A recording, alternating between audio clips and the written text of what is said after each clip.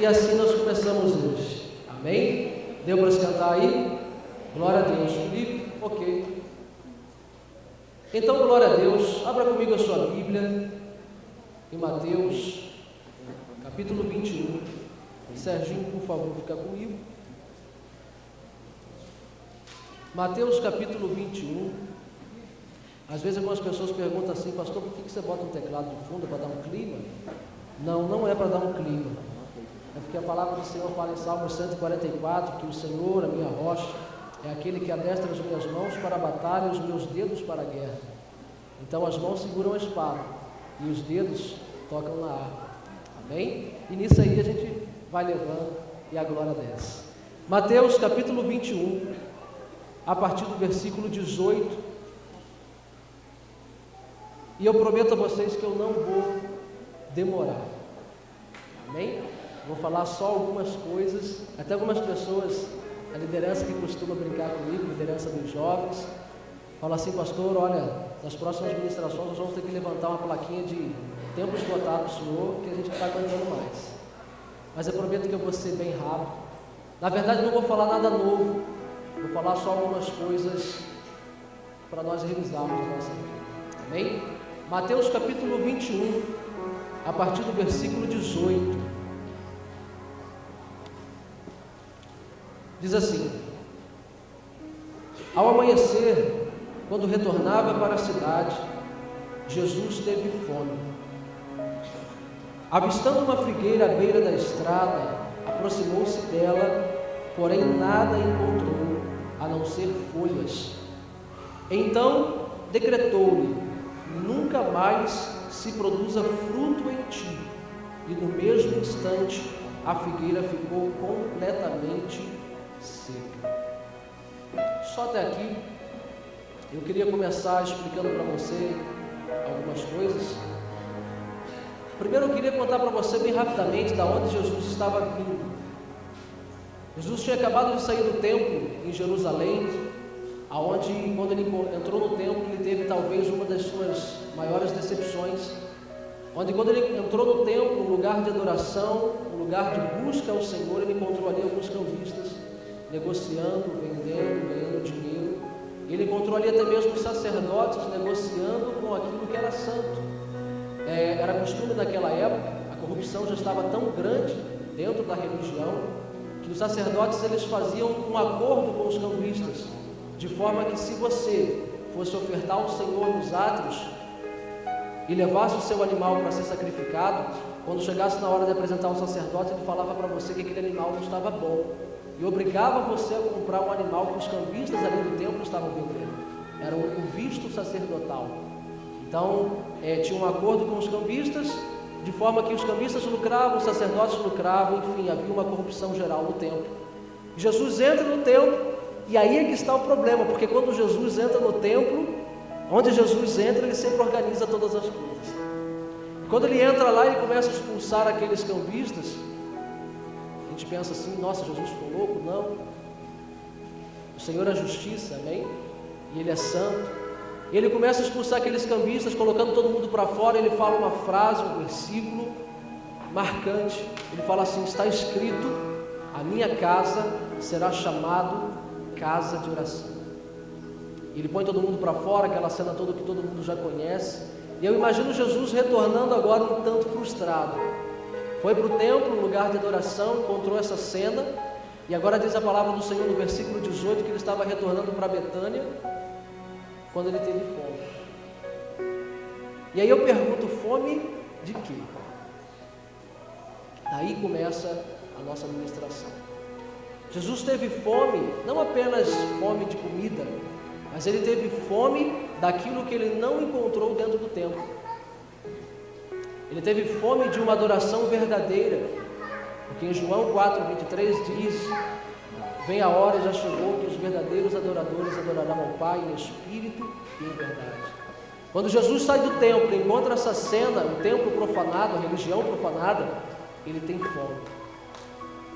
Ele tem fome de uma adoração verdadeira que ele não conseguiu encontrar dentro do templo onde esperava.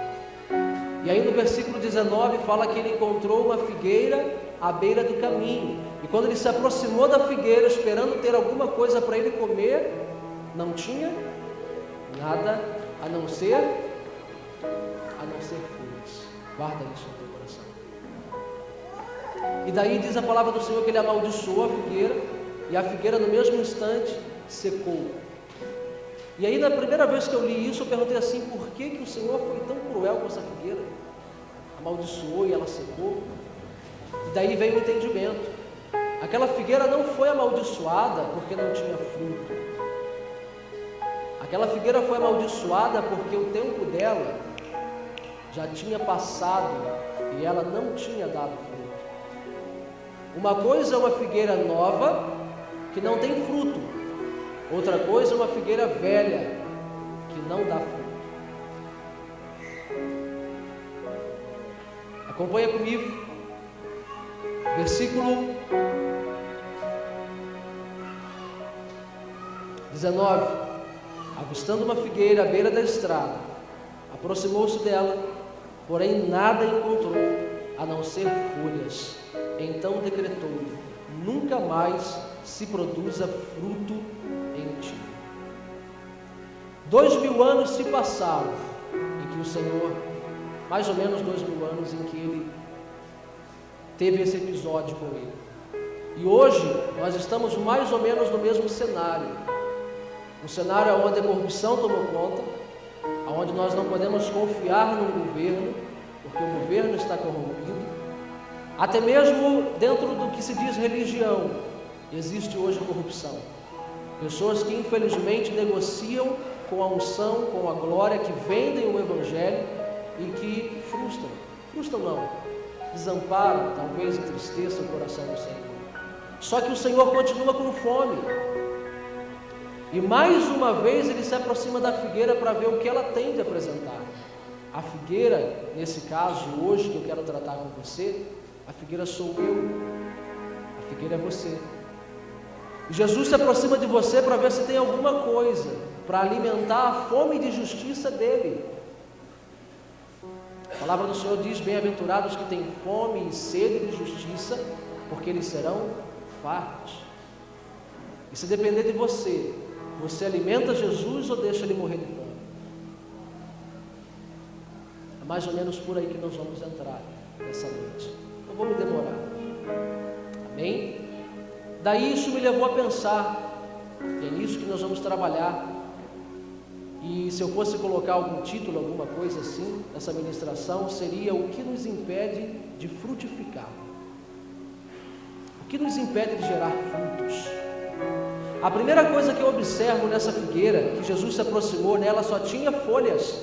Mas qual é o problema disso? As figueiras em Israel, elas só começam a dar frutos no mês de junho, a partir do mês de junho, e era Páscoa. Como se identifica que uma figueira tem fruto? Quando as folhas já estão completas, já está cheia de folha. Essa figueira, ela na Páscoa, ela já estava repleta de folhas.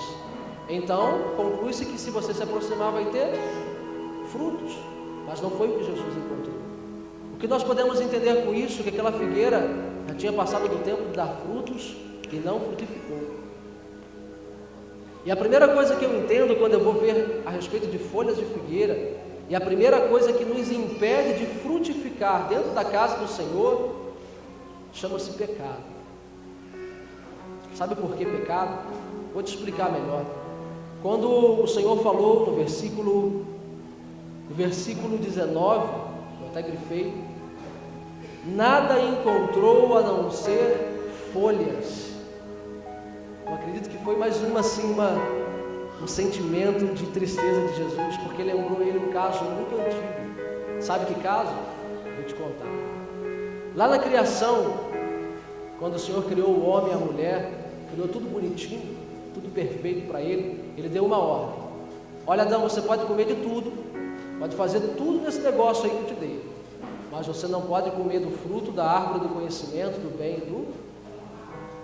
E aí você já conhece a história. Eva foi iludida pelo inimigo, deu para o seu marido. Muitas das vezes a gente fala assim, né? Porque mulher, problema, já começou errando aí, já caiu no fruto, mas a gente para perceber que na verdade não foi Eva, bem Eva, que foi a culpada de tudo não. Sabe por quê? Porque Eva só caiu porque ela não teve um sacerdote que exerceu a função de cabeça dentro de casa. Porque se ela tivesse um marido que cuidasse dela, ela jamais teria negociado com a presença de Deus. Amém? E daí Adão errou em dobro. Só fazendo um parênteses, ele errou em dobro porque quando Deus veio e quando Deus perguntou a Adão, Adão, onde você está? O que ele deveria ter feito? Senhor, eu pequei. O Senhor na verdade perguntou, por que você se escondeu? Porventura você comeu do fruto que eu disse para você não comer? Qualquer um mais bobo deveria ter feito o quê? Senhor, eu comi, eu pequei. Eu acredito que Deus poderia perdoar, não sei, não posso afirmar isso publicamente. Mas Adão trabalhou com acusações. A mulher que tu me deste. Quando Adão acusou a mulher que tu me deste, me deu do fruto e eu comi. Adão não estava pondo a culpa da mulher, não se engane. Adão estava colocando a culpa em Deus. E Adão falou assim, olha, o Senhor foi incompetente com o presente que o Senhor me deu. E daí a história toda que nós já conhecemos. Mas não é isso que eu quero falar. Eu quero falar que quando eles comeram do fruto, a primeira coisa que eles fizeram quando os olhos foram abertos, eles se tornaram conhecedores do bem e do mal, foram pegar folhas de figueira, entrelaçaram e se esconderam a sua nudez, cobriram a sua nudez. Sabe o que aprendo com isso? Quando Jesus chegou naquela figueira e só viu folhas, uma figueira que só tem folhas, são pessoas que vivem escondendo o seu pecado. Repetem o ato de Adão, pega a folha da figueira para cobrir aquilo que é vergonha, mas não confessa diante de Deus, e nunca larga. Por isso aquela figueira só tinha folhas. Trabalhava escondendo o pecado, trabalhava com remorso e não com arrependimento. E isso nos impede de frutificar dentro da casa do Senhor. Quando nós não confessamos, quando nós não mudamos de vida, quando entra ano e sai ano, estamos do mesmo jeito dentro da casa do Senhor, sem ter um fruto, porque só temos folhas, e as folhas escondem aquilo que é pecado. E quando eu escondo aquilo que é pecado, não há arrependimento, não há remoção de pecados, porque o pecado ele só sai por um lugar, guarda no teu coração, o pecado sai pela boca. Quando você confessa e deixa, então ele sai, mas se você cobre e esconde, ele não sai. Amém? O primeiro ponto que nos impede de frutificar dentro da casa do Senhor é o pecado. Deixa eu contar um caso para você que aconteceu em Belo Horizonte, há um tempo atrás. Você vai entender mais ou menos como que funciona a ação do pecado na nossa vida. Um homem, com sua família, ele comprou um Rottweiler, começou a criar esse cachorro, esse Rottweiler desde pequenininho. Ele trazia raçãozinha, bonitinha, aguinha, pequenininho, gracinho o cachorro. Ele começou a alimentar, a criar, a cuidar, vacina e tudo mais, aqueles cuidados. E um tempo foi se passando e o cachorro cresceu.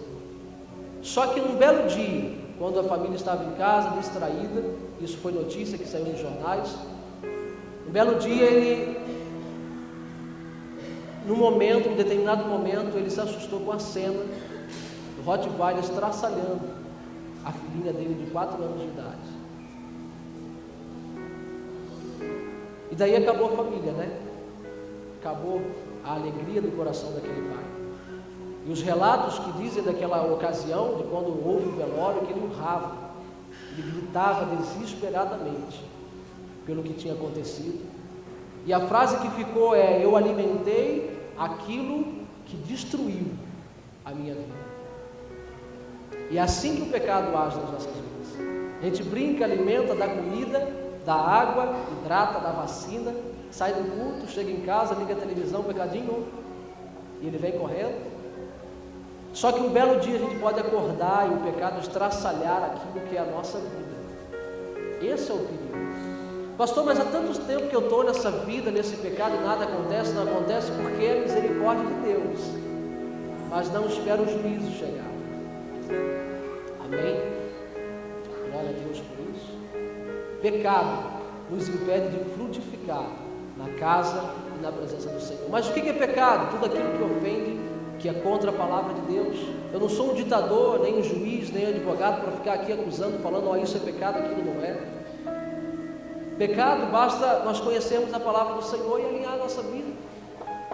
Amém? Pode ser egoísmo, pode ser mentira. Mentira mudou de nome hoje, né?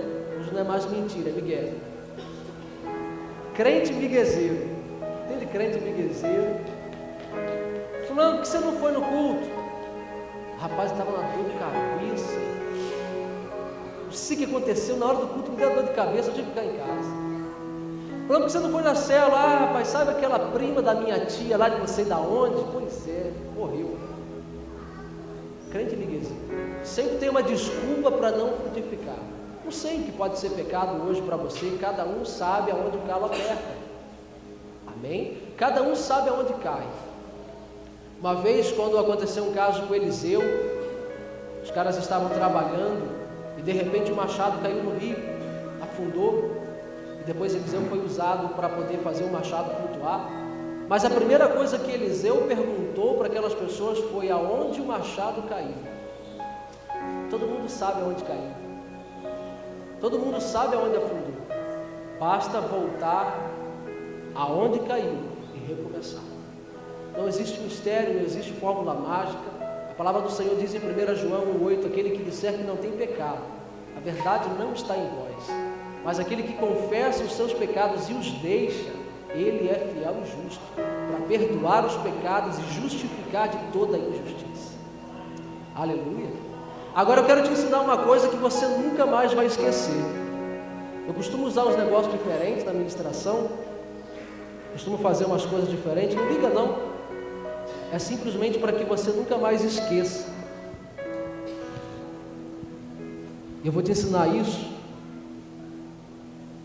para você guardar no seu coração. Me ajude. Faça um montão assim, cada um pega um, para a gente fazer bem rapidamente. Enquanto o papel está chegando aí na sua mão, não perca da graça, não perca da unção não. Fique ligado. Vai quebrantando o seu coração. Vai pedindo ao Senhor para falar contigo, porque do pastor Felipe não vem nada, mas dele pode vir a solução. Amém? Pode passar um montão. E você pega esse papel comigo, por gentileza. Vá orando ao Senhor.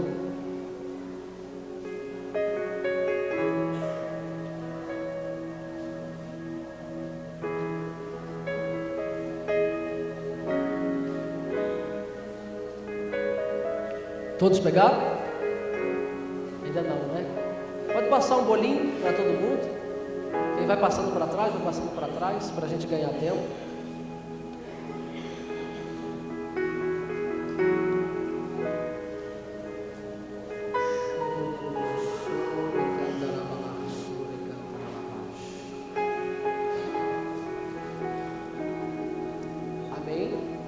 Quem já pegou o papel, esse papel é um papel em branco, não tem nada nele, amém? Mas esse papel aí é sua vida, olha para ele aí, não dobra nem amassa ele, por favor. Mas eu quero só que você lembre, eu não estou aqui para lembrar do seu passado, mas eu quero só que você veja onde foi que o inimigo te escravizou. Olha para esse papel aí, imagine por alguns momentos aquilo que você tem talvez hoje dificuldade. Não sei, pastor, o que? Não sei. Você que sabe, cada um sabe aonde o calo aperta. Seja egoísmo, seja mentira, seja adultério, seja pornografia, seja vícios, seja o que for, hipocrisia, imoralidade, seja o que for. Olhe para esse papel, imagine e pense aí comigo. Amém? Todos receberam? Agora você vai pegar esse papel comigo, já que você visualizou aí os seus pecados, segura ele pela pontinha. Isso. Sabe qual é o problema do pecado nas nossas vidas? O problema do pecado é que ele costuma fazer barulho. Ele costuma atrair com esse barulho aqueles que podem destruir a nossa vida. A palavra do Senhor diz que o ministério do inimigo é matar, roubar e destruir. Esse é o ministério dele que ele tem cumprido, tentado cumprir. Então o pecado faz barulho, e esse barulho atrai os nossos inimigos. Sacode o papel comigo, por favor.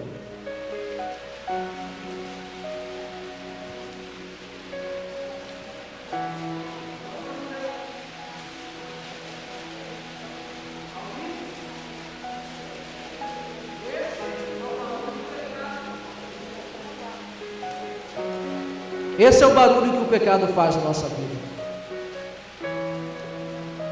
E esse barulho atrai os nossos inimigos. Agora eu vou te ensinar uma coisa. Pode parar. Quando os pecados estão fazendo barulho na nossa vida, e nós pedimos: Deus, remove de nós. Deus, tira de nós aquilo que é pecado. Viemos para a igreja, choramos, levantando as nossas mãos e falamos: Senhor, remove, tira. Sabe o que Deus faz? Ele nos leva à casa do oleiro. E sabe o que o oleiro faz com o barro? Antes de fazer um vaso novo, ele precisa dar forma ao barro. Então, quando você abre o seu coração e rasga o seu coração diante de Deus e pede para Ele remover da sua vida aquilo que te faz tropeçar, a primeira coisa que o Senhor faz é isso com você. Amasse o seu papel. Amassa ele. Sabe por que o Senhor te amassa? Às vezes a gente reclama: Deus, a prova está grande, a luta está grande, crente prova. Irmão, como é que está na prova? A prova está grande, sabe por quê? É Deus amassando, para gerar em nós caráter, para gerar em nós perseverança. E quando a gente acha que está bom, sabe o que Deus faz? Ele alivia.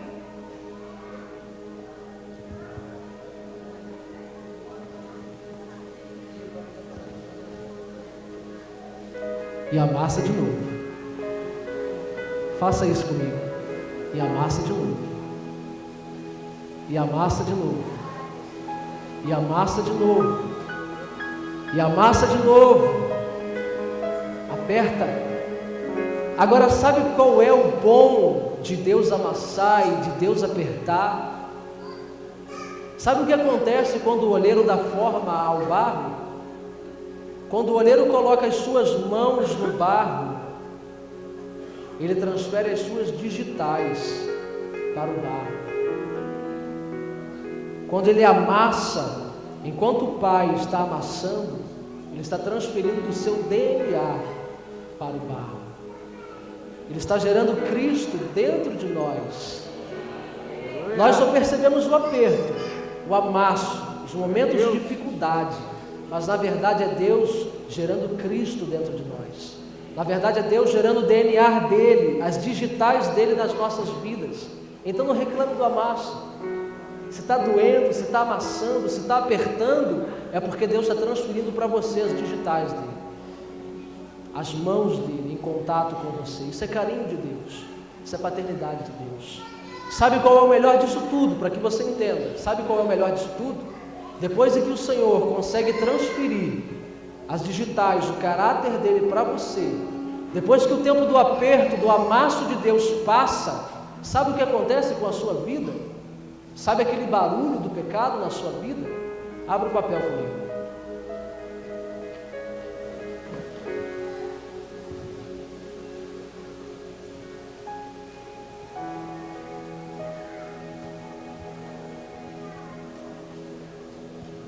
Estique o papel.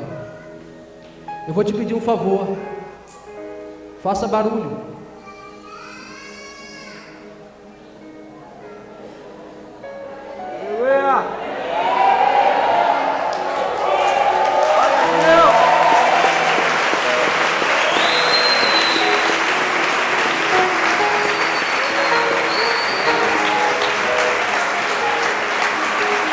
É isso que o Senhor faz conosco.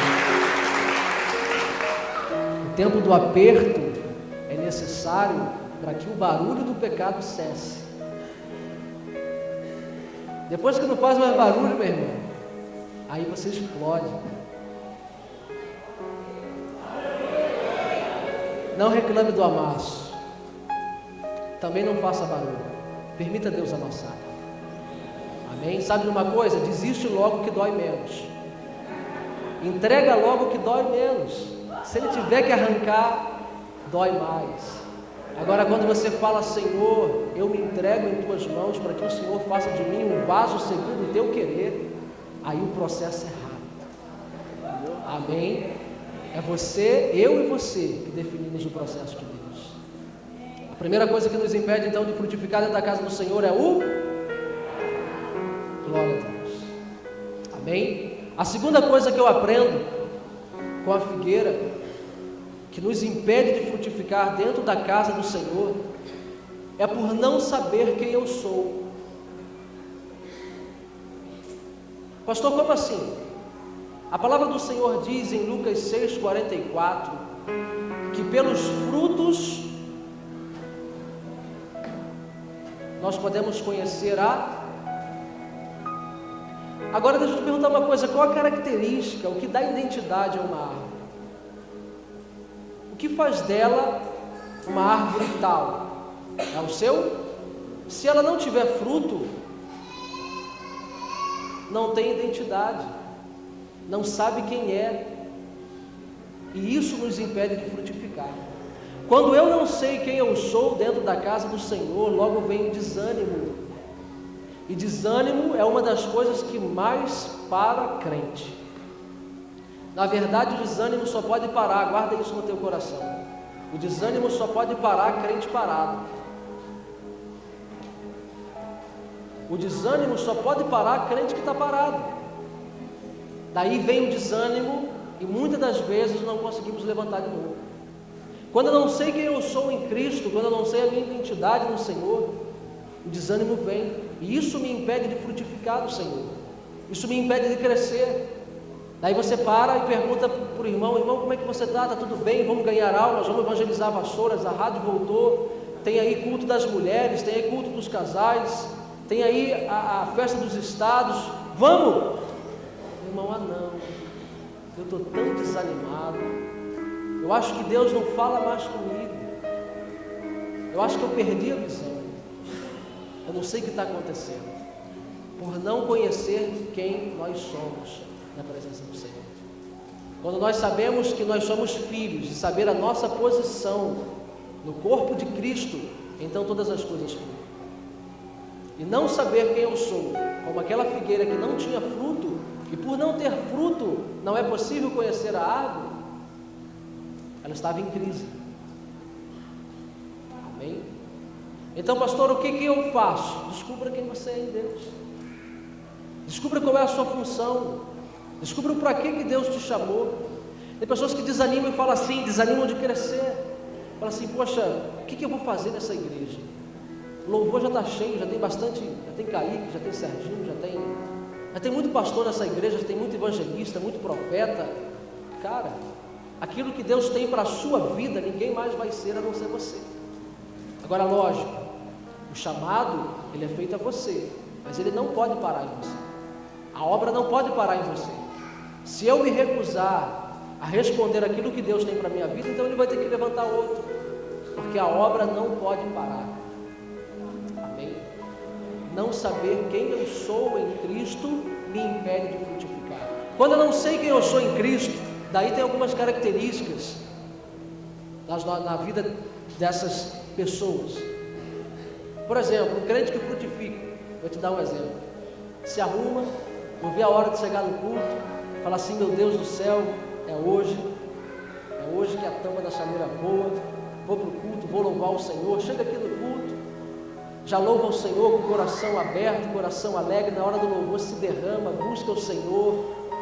É um crente que não vê problema na igreja, porque os olhos não estão na igreja, os olhos estão no noivo. Quando nós colocamos os olhos na noiva, nós nos frustramos com ela, mas quando os olhos estão no noivo, a noiva é linda. Agora, sabe um crente que não frutifica? Se arruma, chega no culto, chega na igreja, mão na cadeira, louvor rolando.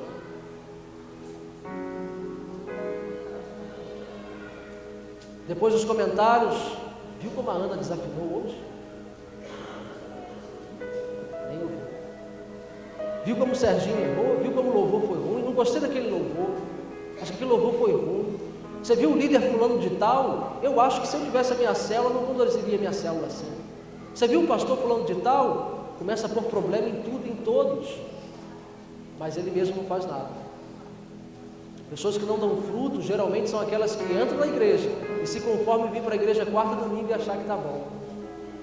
Eu costumo brincar, dizer que é o crente preso na cadeira. É um demônio novo que criaram aí, Exu cadeira. Tem que expulsar esse demônio do cara, porque ele senta na cadeira, acha que a cadeira é só dele e não levanta para nada. Só levanta para beber água. Não vai pregar, para evangelizar, expulsar demônios, sapatear, cuidar das crianças, que é bom. Nada. E quando fala que vai cuidar das crianças? Quando fala assim, ó, célula, vamos cuidar das crianças. Está amarrado. Falam tão mal das nossas crianças. Aquelas crianças não ficam quietas, não calam a boca. Sabe uma coisa? Pessoas que falam isso não tem aqui no Palavra Viva, glória a Deus. Só tem, nossa, o amém foi forte agora, hein? Só tem outras igrejas. Pessoas que falam isso não sabem que estão falando dos donos do reino. Porque uma vez, quando os discípulos quiseram crescer para cima de Jesus e falar, Senhor, quem que vai ficar à tua direita e à tua esquerda? É Pedro, Tiago, João, ele pegou uma criança, colocou no meio e falou assim, olha, se não for como criança, de modo algum entrará no reino. Porque dos tais é o reino dos céus. Então, meu irmão, quando você for escalado para cuidar das crianças, faça o melhor. Prega, pula, sapateia, ora em línguas, evangeliza, porque são os donos do reino. Amém? Glória a Deus. Próximo, para a gente não perder tempo. Primeiro é o pecado. Segundo é não saber quem eu sou. Quando eu não sei quem eu sou, tudo no mundo me influencia. Os cantores sertanejos me influenciam, os cantores de rap me influenciam, a moda me influencia, a mídia me influencia, o sistema me influencia, tudo me influencia, menos o Espírito Santo. Ouço tudo, ouço os conselhos de todo mundo, do Facebook, do WhatsApp, menos do Espírito Santo. Pessoas que ficam desnorteadas, do nada, de uma hora para outra, desespera. Ora está lá em cima buscando a Deus, sala de oração, propósito, jejum, oração, de repente parou. Estou fraco. Não consigo mais orar, não consigo mais ler Bíblia, não consigo mais ir na igreja, vou pensar, acho que eu vou desviar. Acho que eu vou sair. Não sei quem eu sou. Crise de identidade. Amém? Isso não pode continuar com a gente. Próximo. O que nos impede de frutificar é o uso indevido dos nossos talentos. Abra comigo em Mateus 25.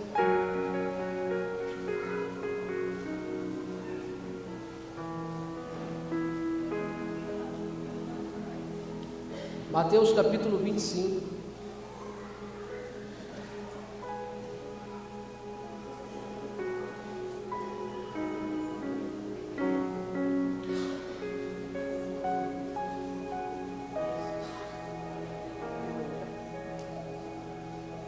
Mateus capítulo 25, a partir do versículo 14.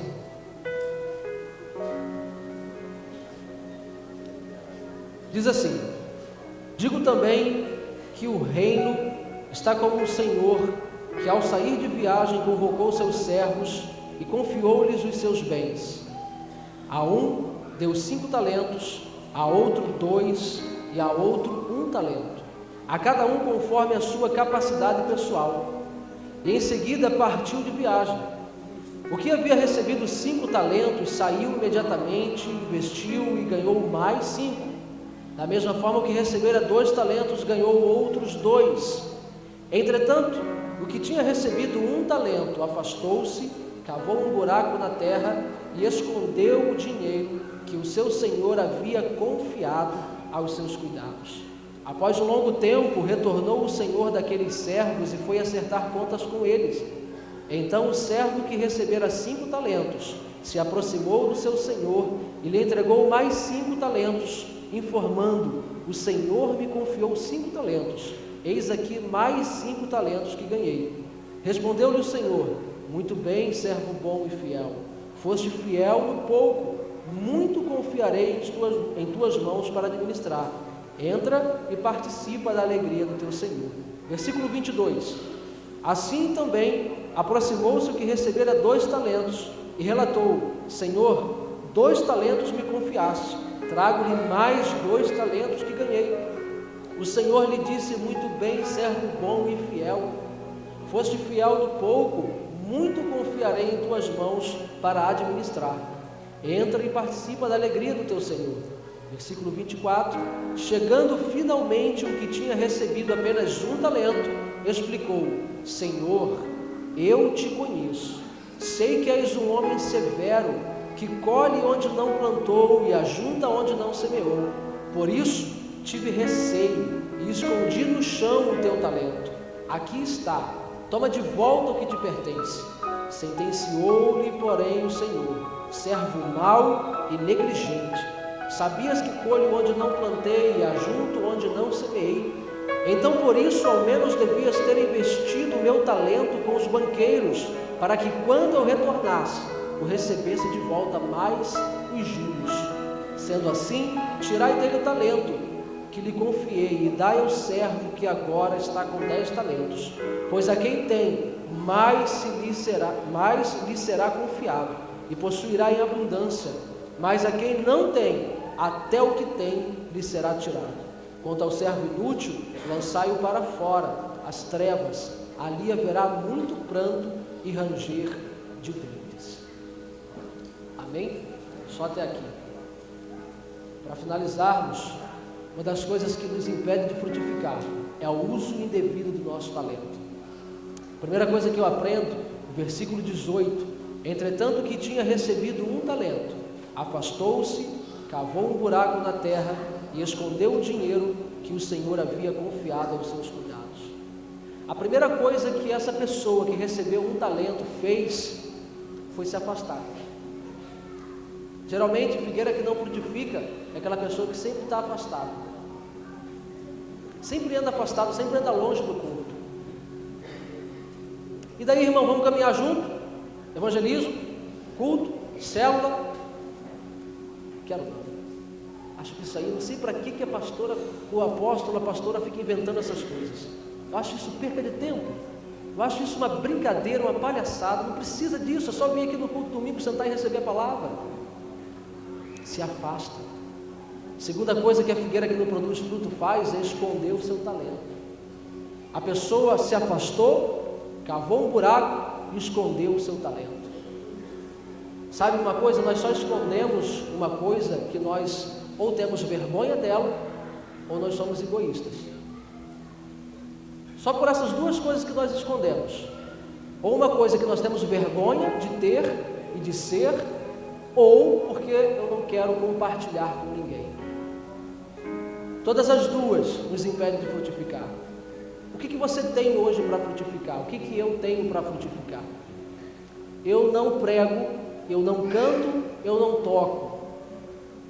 Mas você sabe lavar banheiro, você sabe limpar a igreja, você sabe estar na porta cumprimentando os irmãos, você sabe participar do evangelismo na rua.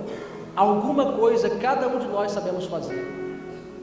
Como eu sei que eu sou útil na obra do Senhor? Você respira? Se você respira, você é útil, seja no que for fazer. Amém? Então, se isolar, esconder o seu talento, nos impede de frutificar. Em relação ao egoísmo, ao ser egoísta, é igual aquele pai, que às vezes o filho fala: pai, estou com fome, pega um biscoito, dá para o filho pega um, começa a comer. De repente chega os coleguinhas e fala: esconde o biscoito, esconde, guarda, depois você come. Ensinando a criança a ser egoísta desde pequenininho. Egoísmo, eu escondo porque eu quero só para mim. Deixa eu te falar uma coisa: não vá para o céu da mesma forma que você veio para a terra. Não seja covarde. Como você veio para a terra? Pelado e sozinho. Depende, né? Às vezes nasceu mais alguém que você. Mas geralmente pelado e sozinho. Não vá para o céu pelado e sozinho. Vá vestido com vestes brancas e repletos de vida para o Senhor. Amém? Não vá para o céu da mesma forma que você veio para a terra. Sabe a última coisa interessante dessa passagem que o servo fala? Quando ele fala assim: Senhor, eu te conheço. Ninguém falou isso para o Senhor: Senhor, eu te conheço. Sempre é aquela figueira que acha que conhece, acha que sabe, mas na verdade não sabe de nada. Sabe de nada, inocente da figueira. Senhor, eu te conheço. Eu sei que o Senhor é um Senhor duro, um Senhor que castiga. Mentira. Por isso eu não fui, por isso eu não fiz, por isso naquele dia em que fui convocado, eu não estava lá. Mentira. Mentira. É porque nos isolamos, nos afastamos, nos fechamos na nossa mente e não vivemos aquilo que Cristo tem para nós.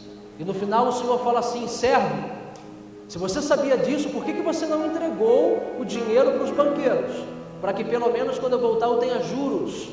Daí eu falei assim: o Senhor não fala nada na palavra que não tem uma revelação. Juros? Será que o Senhor está ficando interesseiro agora? Tá não. Sabe no fundo o que quer dizer isso? Quando ele falou assim: por que você não trouxe pelo menos os juros do banqueiro? A palavra juros, no original grego, é o mesmo que prole, é o mesmo que filhotes ou filhos. Quando o Senhor chegou para aquele servo, na verdade ele perguntou assim: servo, cadê os teus filhos? Cadê os filhos que deveriam estar ao teu lado, atrás de você, seguindo os teus passos, por conta do dom e do talento que eu confiei à sua vida? Não tinha filhos para apresentar ao Senhor. E nós não podemos chegar assim no céu, muito pelo contrário. Amém? Que o Senhor ache na sua vida filhos que vão olhar para você e ver a forma que você vive e falar assim: poxa, aquele cara é um vacilão, é um pecador, mas como eu me espelho, como eu sei que ele tem um coração sincero, um coração humilde, um coração quebrantado, mesmo sendo falho. E daí você poder dizer: ser de meus imitadores como eu sou de Cristo. Reproduzir aquilo que Deus colocou dentro de você. Porque nada adianta vir para o culto, ouvir uma palavra bonita, não a minha, do apóstolo, porque eu não sei pregar, eu sei só falar o que Deus tem feito na minha vida. Ouvir uma palavra bonita e voltar para casa, ligar a televisão no Fantástico e a vida continuar da mesma forma e do mesmo jeito. E na segunda-feira a gente levanta, acorda cedo, vai para o trabalho, faz uma oração antes quando lembra, lê uma Bíblia, vai para o trabalho, trabalha, ou vai para a escola, para a faculdade, depois volta para casa, toma um banho, janta, faz uma oração e dorme. E assim é a segunda, assim é a terça, assim é a quarta, a quinta, a sexta, o sábado, domingo. Domingo é um pouquinho melhor que tem culto. Aí a gente ora um pouquinho mais, não é verdade? Bota até uma roupa de crente e vem para cá. Mas de que adianta se a vida não muda? De que adianta se nós entramos, eu entro no meu trabalho e nada muda? Eu entro na minha escola e nada muda? Eu entro na minha faculdade e nada muda? E quando as pessoas se lembram de mim, não são boas lembranças que vêm na cabeça. É sempre o tranqueira, que não paga ninguém, que fala e não faz, não cumpre, não dá bom testemunho. Aqui no Palavra Viva não tem isso. O amém diminuiu. Amém? O Evangelho é um Evangelho de mudança. Deixa eu te falar uma coisa, eu acho que eu tenho mais 15 minutos, não sei. Falei quantos minutos até agora? 15? 20? Mais um pouquinho, né? Evangelho de Cristo é Evangelho de mudança. Sabe um cara que eu sou apaixonado dele? Apóstolo Paulo. Porque o diabo não tinha mais onde enfiar Paulo.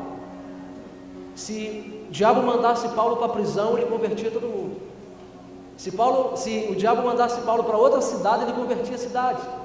O diabo não tinha mais aonde enfiar Paulo. O diabo não queria Paulo nem no inferno, que é arriscado ele chegar no inferno e converter os demônios. Paulo virou uma bomba nas mãos do Senhor, porque entendeu quem ele era. Aonde Paulo pisava era problema de bomba, porque eu convertia todo mundo, ou ele era expulso a pedrada, mas a mudança vinha. Sabe por quê? Não é por causa de Paulo, é porque o Senhor estava com ele. Então assim é conosco.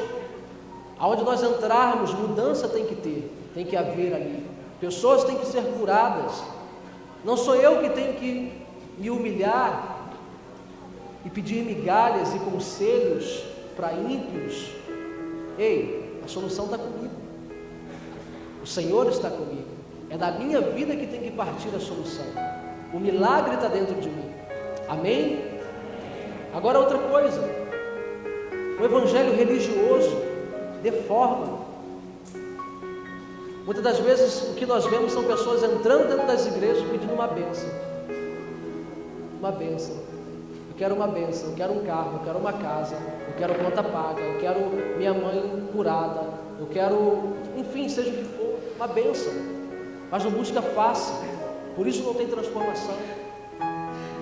Posso te ensinar uma outra coisa que funciona? Como funciona uma outra coisa? Não corra atrás da bênção. Não corra atrás da bênção. Amém? A bênção tem que correr atrás de você.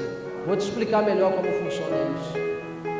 Eu gosto de ilustrar que é para você guardar na sua mente e para você não dormir também. Me ajuda, por favor. Beto vai ser o Senhor. Fica aqui, Senhor. Isso. E você é a bênção. Olha o tamanho da bênção. Aleluia. Melhor trocar.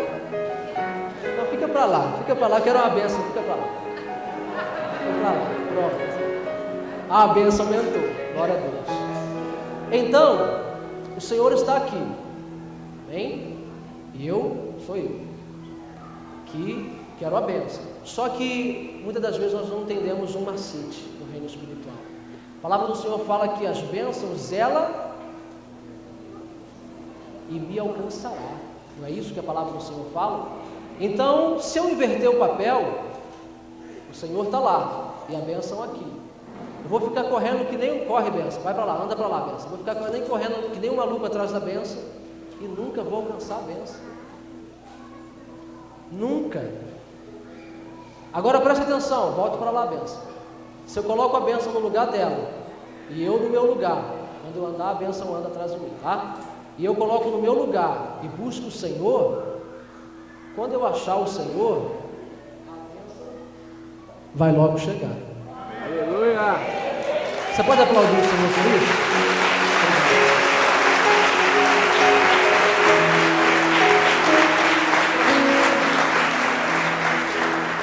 Então não busca a bênção, prioriza o Senhor.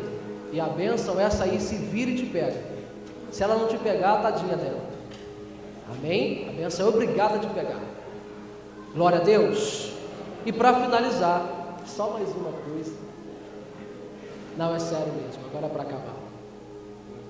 A última coisa que nos impede de frutificar, eu falei que a primeira é o pecado, a segunda é não saber quem eu sou, a terceira é o uso indevido dos talentos, e a última é por não permanecer nele e na sua palavra.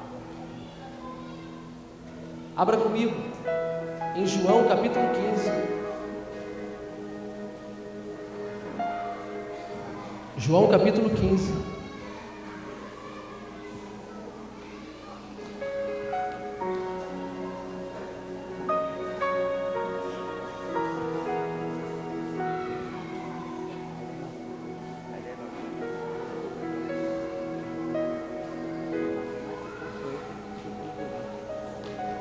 João capítulo 15, a partir do versículo 1, para nós finalizarmos. Diz assim: Eu sou a videira verdadeira e meu pai é o agricultor. Todo ramo que estando em mim não dá fruto, ele retira, e todo que dá fruto ele limpa, para que dê mais fruto ainda. Vós já estáis limpos pela palavra que eu vos tenho transmitido. Permanecei em mim e eu permanecerei em vós. Nenhum ramo pode produzir fruto por si mesmo, se não estiver ligado à videira. Vós igualmente não podeis dar fruto por vós mesmos, se não permanecerdes unidos a mim. Eu sou a videira, vós os ramos. Aquele que permanece em mim e eu nele, esse dará muito fruto. Pois sem mim não podeis realizar obra alguma. Se alguém não permanecer em mim, será como o ramo que é jogado fora e seca. Então esses ramos são juntados, lançados ao fogo e queimados. Se permanecerdes em mim e as minhas palavras permanecerdes em vós, pedireis o que desejares e vos será concedido. O que glorifica meu Pai é que deis em abundância, e assim sereis verdadeiramente meus discípulos. O último ponto, o que não me deixa frutificar, é por não permanecer nele e nem na sua palavra, e nisso em todos os pontos. Quando eu não permaneço em Cristo, nem na sua palavra, então não consigo frutificar de forma alguma. E isso em tudo, na família, no trabalho, nos sonhos, no chamado, na igreja, fora lá no mundão, aonde eu estiver e aonde eu for. Permanecer no Senhor é cumprir aquilo que a palavra do Senhor diz. Aqui eu queria fazer só algumas observações. Eu poderia deixar de fazer essas observações. Se a palavra do Senhor diz assim em Provérbios: ensina a criança no caminho em que se deve andar, e ainda quando for velho não se desviará. Então por que você deixa o seu filho fazer o que quer, a hora que quer? Gosto muito de lidar com adolescentes e jovens, creio que o Senhor me chamou para isso, mas acredito que tudo parte de um princípio de ensino da família. Então criamos os nossos filhos à moda que eles querem, vão no culto quando querem, oram quando querem, buscam a Deus quando querem, participam dos eventos da igreja quando querem, depois quando crescer não reclamam de buscá-lo lá fora na rua. Amém? Glória a Deus por isso. Isso é permanecer no Senhor em todos os sentidos. Filhos de 12, 13, 14, 15 anos com liberação dos pais para namorar. Não estou entendendo. Por quê? Vai casar com 16? A namorar com 14, vai casar com 16? Se tiver casa, dinheiro, condições físicas, espirituais e mentais para casar, casa. Mas não trabalha, mal estuda, quer namorar? Você pode dizer um aleluia aí? Foi forte esse aleluia. Louvado seja o nome do Senhor. Amém? Então vigie com o ensino do teu filho, da tua filha. E vigie com o seu exemplo. Porque não adianta falar: ó, o apóstolo falou. Mas o pai e a mãe não faz o que o apóstolo falou. Então não queira que o filho faça. Amém? Então se hoje eu estou aqui pela graça e misericórdia do Senhor ministrando, é porque eu tive uma mãe que me criou nos caminhos do Senhor. Amém? Mas de vez em quando cabo de vassoura cantava. Não é verdade? Está lá fora, está escondido, deixa ela para lá.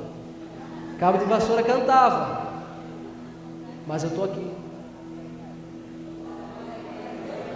Não estou em nenhuma boca de fumo. Não sei, nunca, jamais fiquei sabendo o que é uma cerveja, o que é um baile funk.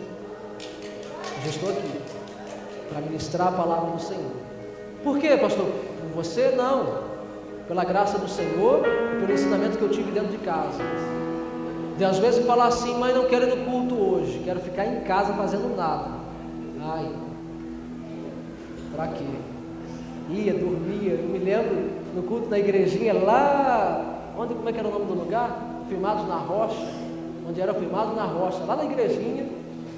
E deu carregado para a igreja, tadinho de mim mesmo. Sentava na cadeirinha, no banquinho, dormia, com sono, babava até no banco, mas estava no culto. Até que um dia eu peguei gosto pela coisa. Aí depois que eu senti o cheiro do cheiroso, viciei e nunca mais larguei. Aleluia. Mas por causa de ensinamentos que eu tive dentro de casa. Essa é só uma das observações. Amém? Crente de muitos anos na igreja que ainda não cumpre o princípio da palavra de dizimar e ofertar. Ah, pastor, eu não creio assim. Glória a Deus.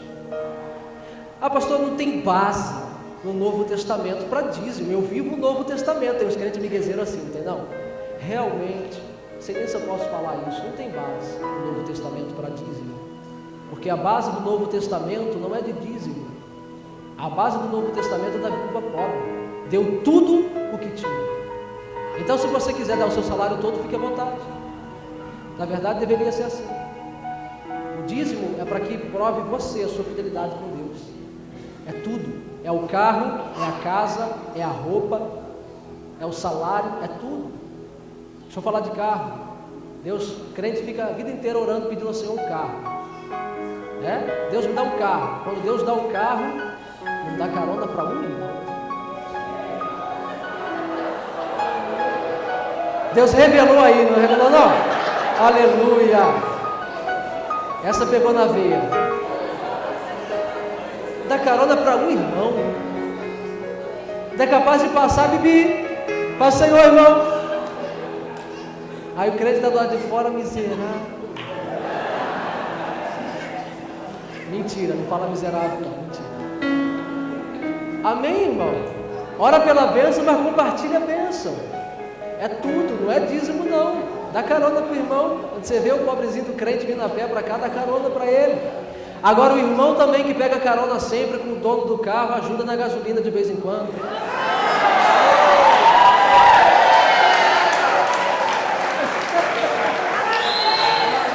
O amém foi mais forte agora. Aleluia, acho que Deus está falando nessa igreja. Amém? Não custa nada de vez em quando se sentir, irmão, dono do carro que sempre me dá carona, de vez em quando, aqui, ó, sentir tocado, vou te ajudar no combustível. O irmão vai até orar em línguas. Amém? É permanecer no Senhor em todos os níveis, em detalhes e em coisas sérias. Você sabia? Não conta para ninguém não, olha aqui para mim, não conta para ninguém não, que é segredo. Você sabia que tem marido que não ora com a esposa? Você sabia disso? Conta para ninguém não, que é segredo. Aqui no Palavra Viva não tem, só nas outras igrejas. Você sabia disso? Na hora de dormir, um coice para lá, outro para cá e está tudo certo? Coisa horrorosa, parece nem casa de crente. Quando está todo mundo, a família em casa, os vizinhos logo sabem, porque a glória do Senhor não parece um inferno. A gritaria que parece que o capeta tomou conta da casa.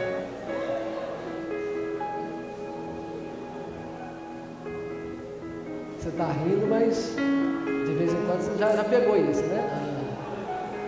Olha para o lado aí não. Amém? Glória a Deus. É tudo. Jovens, tem jovens aí? Cruz credo, misericórdia. Tem jovens aí?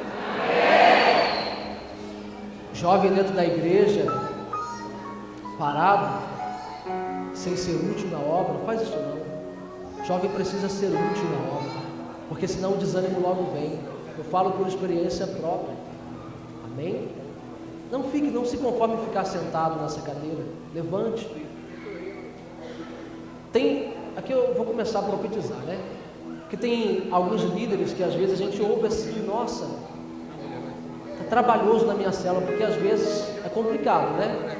O liderado às vezes chega na célula só para botar defeito, problema, murmurar, reclamar e dizer, olha para mim. Mas vou te dar uma dica, seja problema de uma outra forma. Chega na sua célula, em vez de reclamar, de falar da vida dos outros, pergunta para o seu líder, aonde eu posso ser útil? Aonde eu posso ajudar? Aonde eu posso servir nessa igreja? O que o apóstolo está precisando? O que a pastora está precisando? Aonde a igreja pode crescer, pode melhorar? Amém? Dê trabalho nessa igreja, trabalho de não se conformar em ficar parado. E assim é já que essa igreja está menor ainda, já está. Amém? Não se conforme. Uma das coisas que eu mais ministro, que é uma mensagem que está impregnada dentro de mim, é não se conformar com o evangelho medíocre. Uma vez eu tomei um tapa na minha cara, aqui dentro da igreja, quando o apóstolo Valdomiro, quantos conhecem o apóstolo Valdomiro? O apóstolo Valdomiro subiu nesse púlpito, abriu a sua Bíblia bem naquela graça que só ele tem. Ele falou assim, irmãos, hoje o Senhor falou comigo que eu sou um crente medíocre. Eu falei assim, então me enterra, porque nem vivo eu estou. O apóstolo, naquela idade, com mais de não sei quantas nações alcançadas para Cristo, o Senhor falou para ele que ele estava sendo um crente medíocre. Eu e você somos o que então? Não se conforme. Não bote problema onde não há. Amém? Não entre na igreja caçando problema. Porque se você entrar aqui caçando problema, você vai encontrar. Sabe como você vai encontrar? Quando você chegar em casa e se olhar no espelho. Amém? O problema da igreja não é o louvor, não é o pastor. O problema da igreja começa comigo. Quando eu estou bem com Deus, tudo vai bem. Até um problema se transforma em solução. Quando eu estou bem com o Senhor. Agora, quando a minha comunhão com o Senhor está no lixo, eu não vejo bênção em nada. E não consigo alcançar ninguém com o Senhor. Pastor, qual a solução disso tudo? Vou fechar a Bíblia que é para eu terminar de pregar, senão não termino. Fechei. Qual a solução disso tudo? Pecado, não saber quem eu sou, usar os talentos de forma indevida, não permanecer nele nem na sua palavra. Qual a solução disso tudo? Arrependimento. Não tem nenhuma fórmula mágica, é arrependimento. Só que arrependimento é arrependimento, não é remorso, não é eu sair daqui e amanhã voltar às mesmas coisas. Amém? É agir diferente a partir de hoje, é entrar nessa igreja com ânimo, com vida de Deus, é entrar no seu trabalho de forma diferente, carregando Jesus com você. Glória a Deus por isso. Arrependimento. Arrependimento. Nós estamos na base do Evangelho. Na base. Ainda faltamos algumas coisas para alcançarmos, que é o ID. Estamos começando a viver agora o quinto pilar, missões. Existem muitas pessoas para serem alcançadas lá fora. Muitas pessoas. Muitas pessoas. Muitas pessoas. Muitas pessoas que precisam do teu testemunho, da tua mudança, da tua vida. Então não se conforme. Eu falo de jovens, de adolescentes, porque fui chamado para trabalhar com eles, por isso eu te dou alguns exemplos deles. Tempo atrás fiquei sabendo que em determinado um dos colégios da nossa cidade, talvez não um, mas outros também, mas eu fiquei sabendo de um, estavam traficando maconha dentro dos banheiros. Isso não vemos. Gravidez, adolescência, isso aí é palha. Eu mesmo já contei aqui de púlpito, a menina de 13 anos grávida do segundo filho. E daí? A igreja senta no culto domingo, fica sentado e ouve uma palavra, e o apóstolo vai ser usado tremendamente, mas até quando? Até quando? Uma vez o Senhor falou assim: até quando cogitareis entre dois pensamentos? Servir ou não servir, ser ou não ser, levantar ou não levantar, fazer ou não fazer? Até quando vou ficar nessa? De não tomar uma posição, por causa de pecado, por causa de prazer?